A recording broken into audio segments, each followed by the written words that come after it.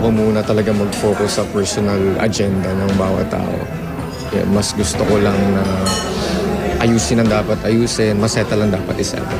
Siya ang panganay na anak ng isa sa pinakasikat na komedyante sa bansa ngayon. At sa unang pagkakataon, maglalabas siya ng saloobin sa isyong kinasasangkutan ng kanyang hiwalay na mga magulang. Hindi po kami nakapag-usap. Ang hinampo ni Manalo. Taong 2012 nang mauwi sa hiwalayan ang pagsasama ng komedyanteng si Jose Manalo at ng asawang si Annalyn. Nasundan ito ng demanda at kontrademandang pinagpiestahan ng media. Naipit sa away ng mag-asawa ang kanilang 3 anak, kabilang narito ang panganay na si Sherwin Nico Manalo, isang theater at indie actor. If there's one thing talaga na pinanindigan ko is yung wala muna akong pinanindigan. Right now, I'm just trying to understand the situation. Kung sino man po ang, di ba, mga hindi mo gusto na mabuo yung pamilya. Mas gusto ko lang medyo tumahimik ang mga bagay-bagay.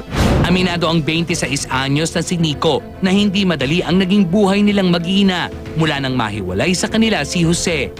Medyo of course, may struggle. May struggle kami. Pero we're trying to make ends meet. And, you know, ay naayos yung mga dapat ayusin.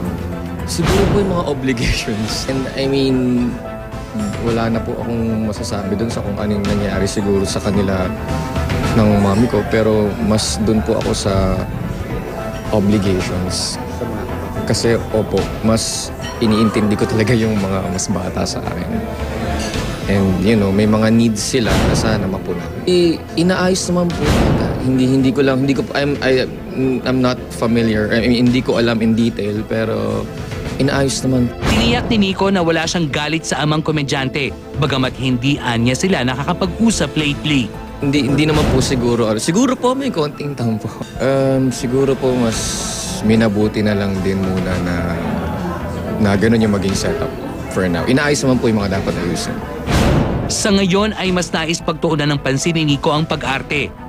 Matapos simulan ng career sa teatro, nakagawa na rin siya ng ilang pelikula.